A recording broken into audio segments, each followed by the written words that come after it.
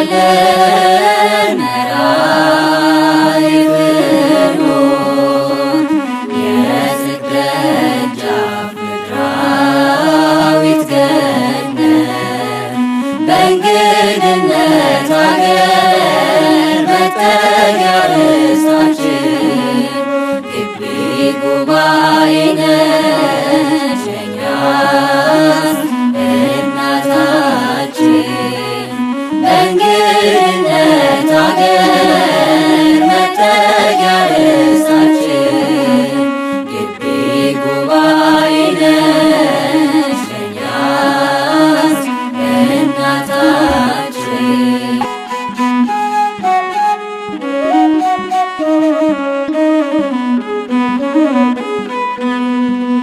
እንዳንጠፋ የጠበቅሽን ከኃጢአት ግዞት ያላቀቅሽን ጽኑ ዓለታችን አምባችን ነሽ ጭንቅ ዕለታትን ያለፍንብን። የክፍል 2 ሰብሳቢ አለን የሚለው የአርባ ምንጭ ዩኒቨርሲቲ ዋናው ግብግብ ያወጣው መዝሙር የረቀቀ ትርጉም ነው። ሌሎች እህቶች ወንድሞቻችን እንዲደርስ ሸርና ላይክ ሰርክ እንዳንጠፋ የጠበቅሽን ከኃጢአት ግዞት ያላቀቅሽን ጽኑ ዓለታችን አምባችን ነሽ ጭንቅለታትን ያለፍንብሽ። እንዳንጠፋ የጠበቅሽን የሚለው ስንኝ መጥፋት የተባለው አካላዊ ሞት ብቻ ሳይሆን በዩኒቨርሲቲ ውስጥ የሚነፍሰው የክህደት የጥራዝ ነጠቅነትና የስነ ምግባር ብልሽነት ማዕበል የተነሳ የሚመጣ የነፍስ መጥፋትን ነው። ግብግባይ የምንፍቅናውን ማዕበል፣ የእንቅልፉን ማዕበል፣ የክህደቱን ማዕበል፣ የዝሙትን ማዕበል፣ የመዳራቱን የርኩሰትን ማዕበል፣ የዋዘ ፈዛዛውን ማዕበልና ሞገድ ያለፍንባት መርከባችን ናት።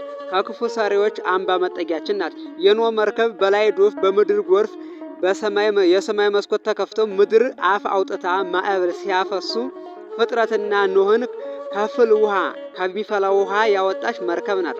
ዛሬም በአራቱም አቅጣጫ ነፍስና ስጋን የሚያሰጥም መርከብ ባህር ቢመጣ የፈለሰት ቢመጣ መጠጊያችን፣ ወደባችን፣ መሻገሪያችን ግብግባይ ናትና ንጉሥ በሰራዊቱ፣ ንብ በቀፎ፣ መነኩሴ በገዳሙ፣ ቀበሮ በጉድጓዱ እንደሚጠበቅ ሁሉ የግቢ ተማሪዎችም መጠበቂያቸው እናት ግብግባይ ናትና የአዳም የልጅ ልጆች የሆኑት የሴት ልጆች ከቃየል ልጆች ተለይተው በቅድስና በምስጋና በልልና በንጽህና በደብር ቅዱስ እንደሚኖሩ ሁሉ ዛሬም ቤተክርስቲያን ልጆቿ ከዲያብሎስ ልጆች ተለይተው በቅድስና በምስጋና በምግባር የሚኖሩባት ደብር ቅዱስ ግብግባይ ናት።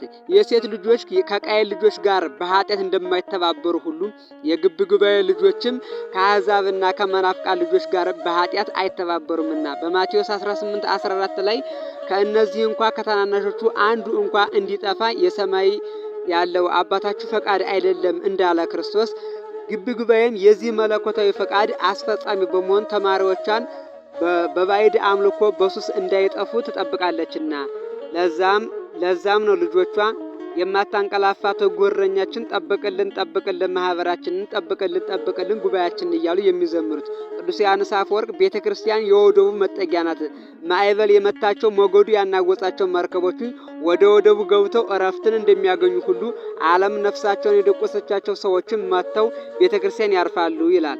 የኃጢአት እሳት የጠበሳቸው፣ የርኩሰት ተግባር ያነፈራቸው፣ አጋንንት በኃጢአት ያጠቆራቸው፣ በሰንሰለት እንደታሰረ ውሻ በኃጢአትና በክፉ ልማድ የታሰሩ ሁሉ ማረፊያ ወደባቸው ግብግባይ ናትና ከኃጢአት ግዞት ያላቀቅሽን የሚለው ስንኝ ኃጥ ማለት እግዚአብሔር ማጣት ማለት ነው። ራስን ማጣት ማለት ነው። መንገድን ግብን መሳት ማለት ነው።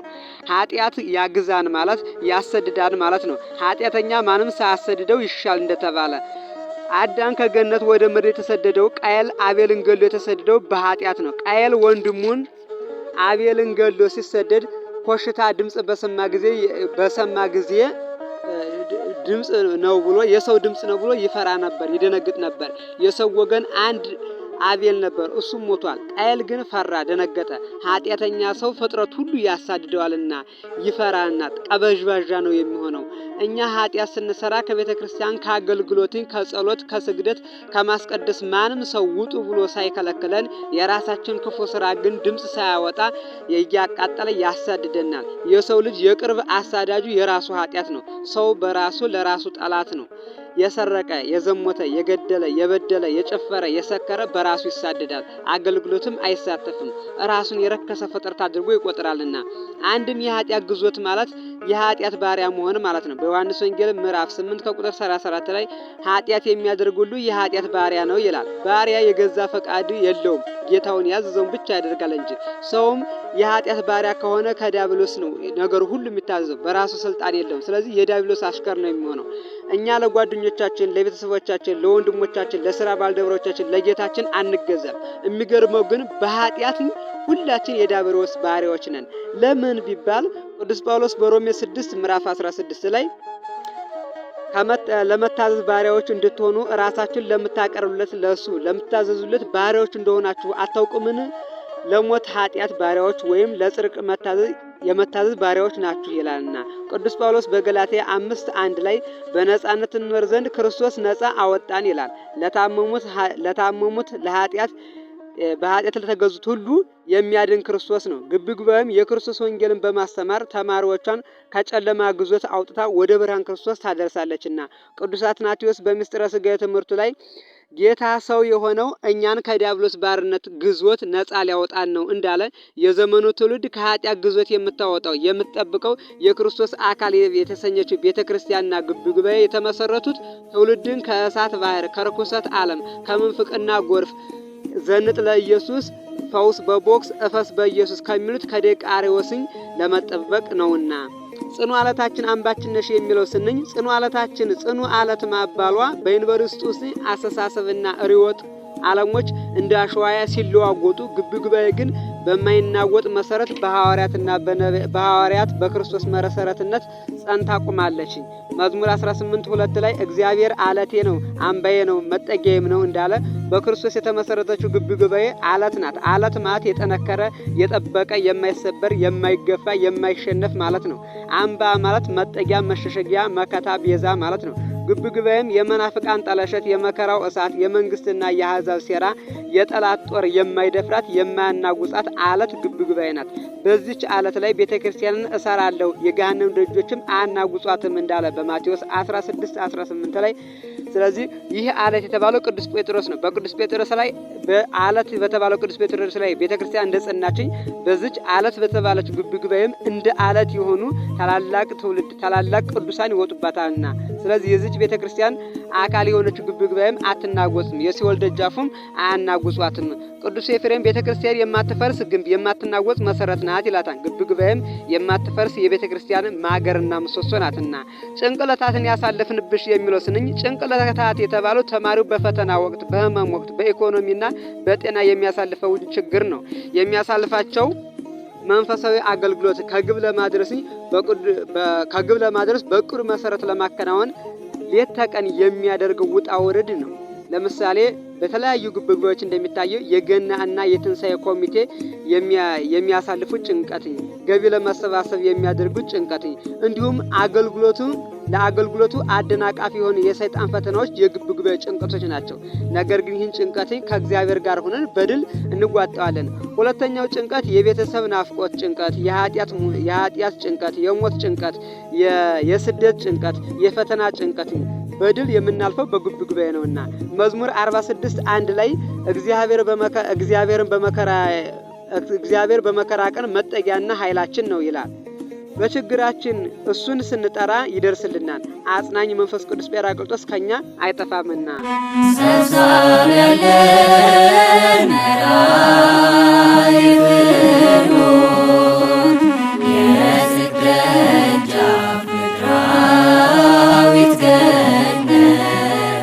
በእንግድነት አገር መጠጊያ ርስታችን ግቢ ጉባኤ ነሽ እናታችን።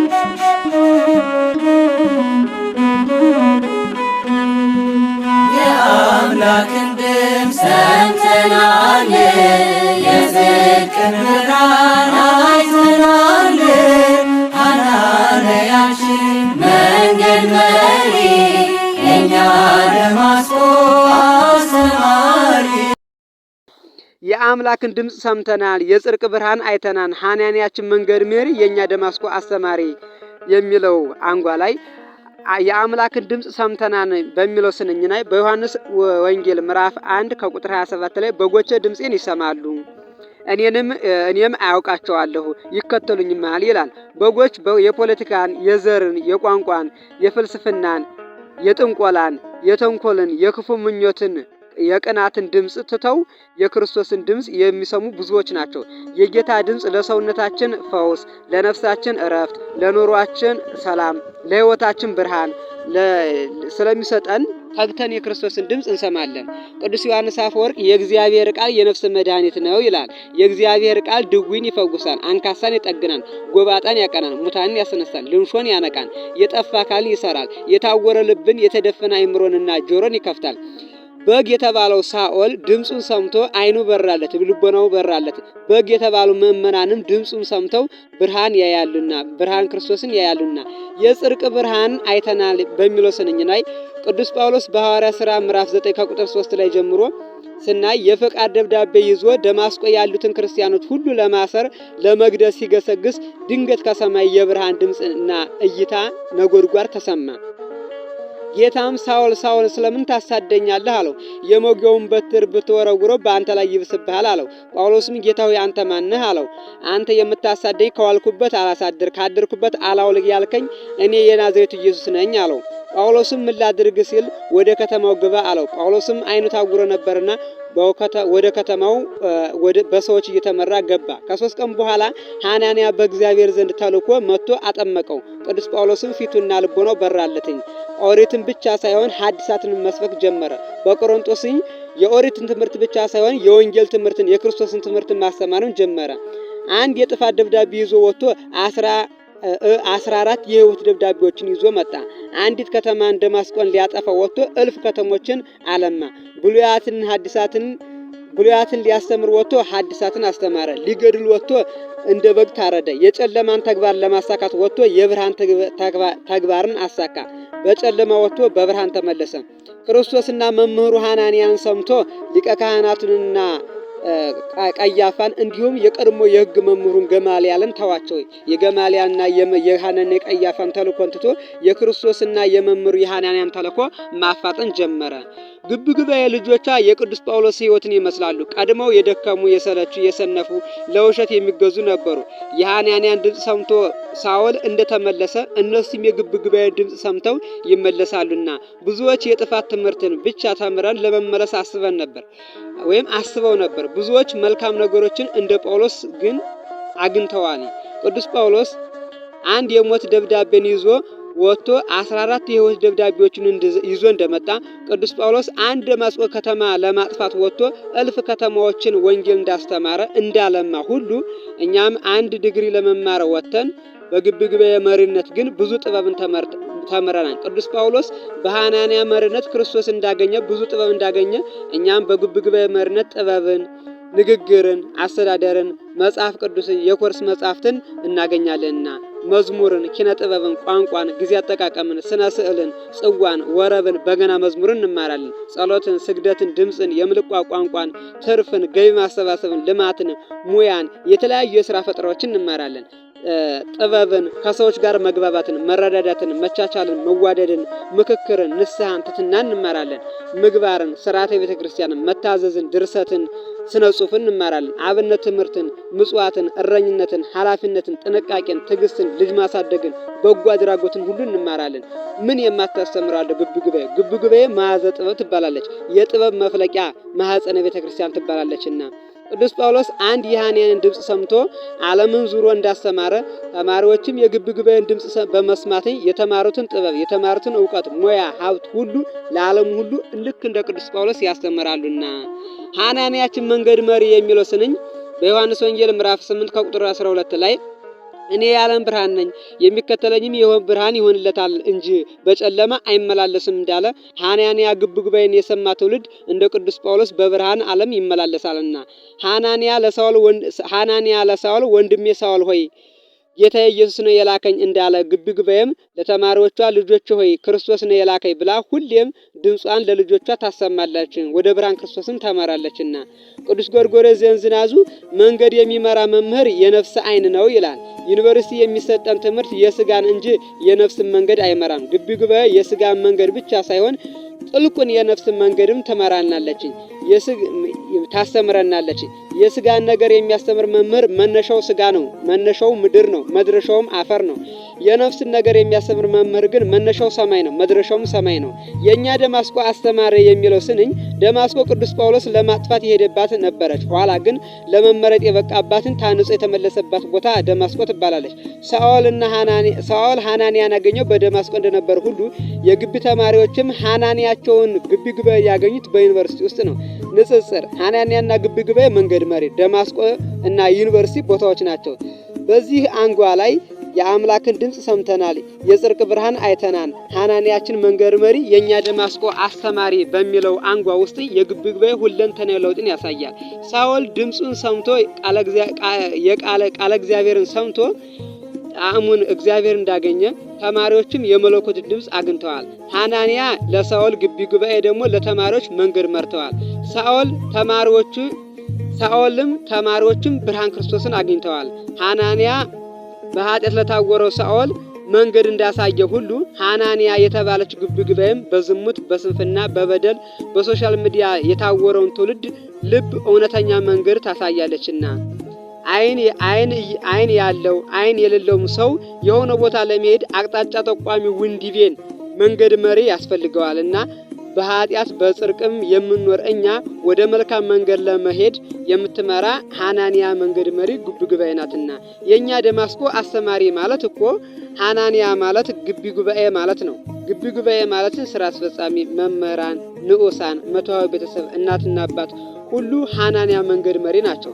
ሳኦል ሐናንያን ሰምቶ ዓለም እንዳጣፈጠ እኛም ግቢ ጉባኤን አድምጠን ዓለም እንድናጣፍጥ የእግዚአብሔር መልካም ፈቃዱ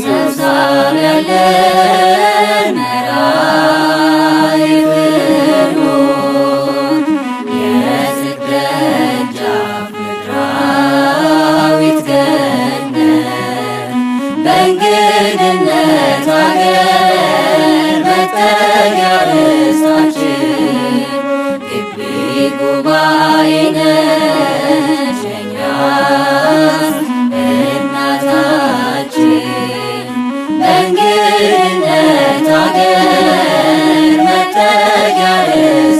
you.